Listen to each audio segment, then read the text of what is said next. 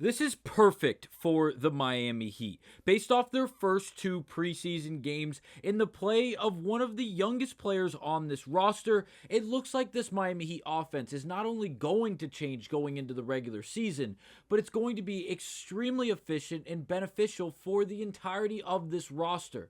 I'm here to break down the superior play of Nikola Jovic and how he is going to be the leader of this Miami Heat team this offseason, or this regular season, I should say, as it is quickly approaching. We'll break down all of that on this episode of Heat Digest, but first, please do remember to scroll down and click that subscribe button if you're a part of the near 90% watching this video.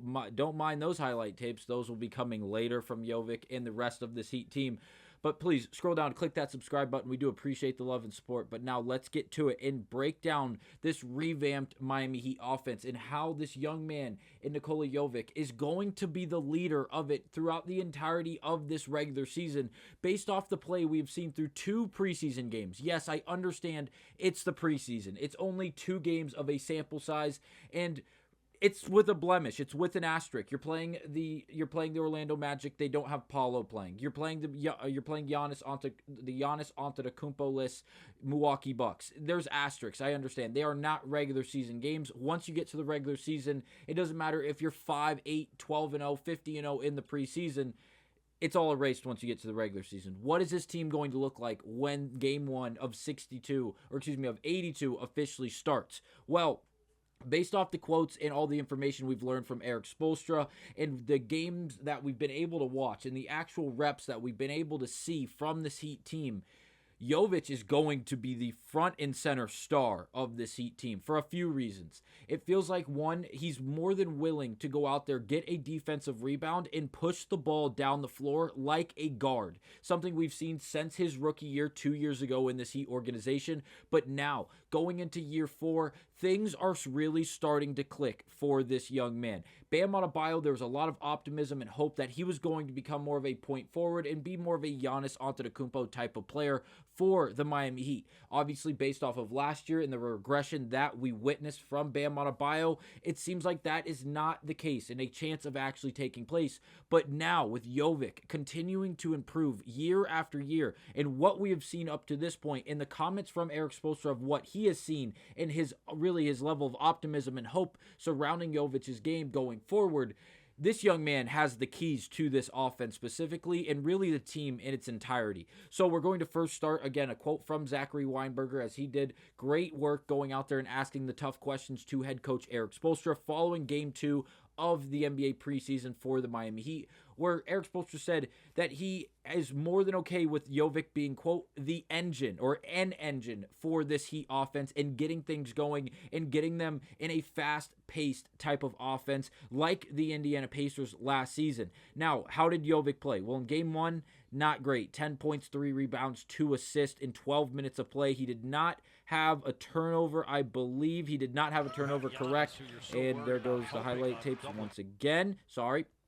But then, the second game, 9 points. Yes, the offensive production down in the sense of baskets he's actually making. But if you look, 8 rebounds, 7 assists. And again, if you look at the turnovers, he had none. And again, plus minus of plus 12, a big contributing factor to these Heat players in their overall grading process from Coach Erik Spoelstra, especially after that last video on this channel where we broke down Kel'el Ware getting called out again, despite having 18 and 13 in the same game that Jovic here against the Bucks in a 10-point loss. Because Ware, despite having the stat sheet really stuffed, had a minus 21 plus minus. Not exactly what you're looking for from your star players down in Miami. So, to continue, Coach Spoelstra on Jovic starting ahead of Ware for the second straight preseason game on Monday. Quote, I'll see what we do with the starting lineup. Nico's played well. Does that mean he's going to start day 1? I don't know. But I like what he's doing right now. And Erik Spoelstra hit the nail on the head because based off the production and what we have seen from Jovic, it has been really, really good. And he looks like he's going to be the face of this Miami Heat offense in one way or another. Am I saying he's going to be the leading scorer? By no sense of the imagination do I even assume that will take place or has a chance of happening. but as the guy that's going to get defensive rebounds and be a one-man offense into the half court, facilitating, pushing the ball down the floor, and allowing that offense to put the defense in a very tough situation every single time they have the opportunity.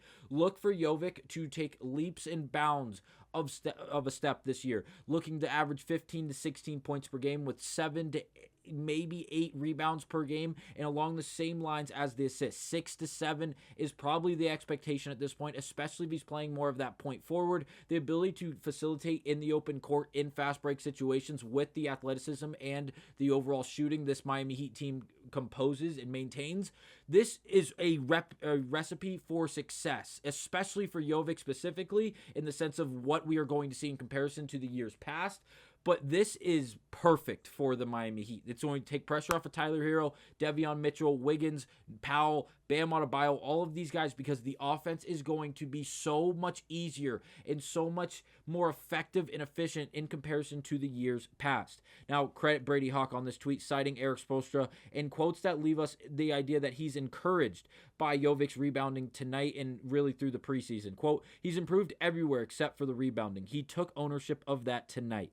Says that was a layer he's been on him about, and that showed tonight as he finishes with 8 rebounds. So Spoelstra really preaching and trying to get across the idea of rebounding and how important it actually is for this young man and how it could really improve not only his game but this Miami Heat's overall game as a roster. And he answered the call immediately, and he went out there and secured 8 rebounds in the most recent game in the preseason against the Milwaukee Bucks, who are a decent rebounding team. Yes, without Giannis, I understand is different, but the idea is the same. Now, a few things I want to take away from a pair of game logs and the head-to-head stats between these two first preseason games for the Heat and against the Orlando Magic and the Milwaukee Bucks. Keep in mind the turnovers, the assist, and then the rebounding, and as well as the fast break points.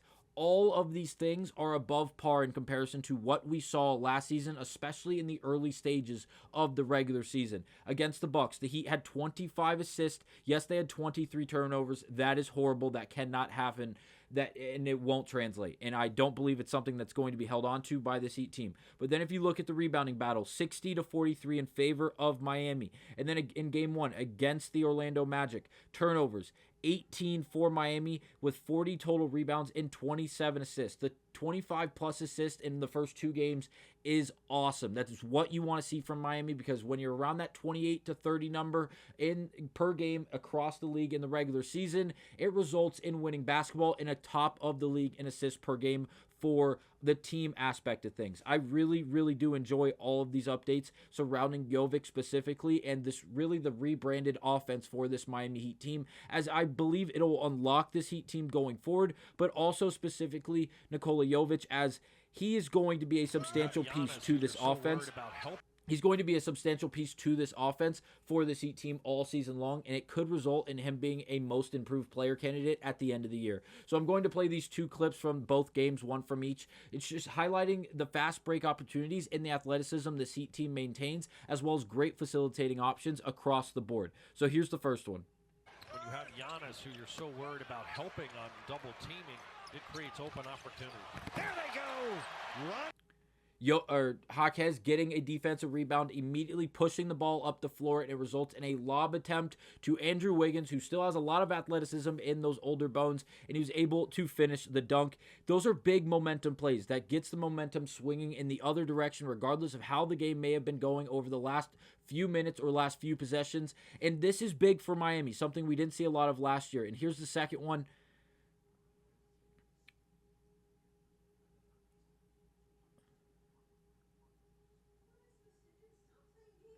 Again, Jaquez being a part of the fast break opportunities, the younger guys getting out and running the break. Jaquez facilitating and starting the first one with the rebound in the initial pass up the floor. But then Jovic, you see him in the open court, facilitating the basketball, handling and maintaining it like a guard, and then facilitating to an open, obviously, cutter in Jaquez, who resulted in a fast break alley-oop dunk once again. These are things we did not see last season that are going to unlock this Miami Heat team this season, and I can't wait to see how it all plays out through the entirety of this up-and-coming regular season. Let me know down below your overall thoughts and opinions on Jovic's play, as well as the rebranded Miami Heat offense, and I will see you guys on the next episode of Heat Digest.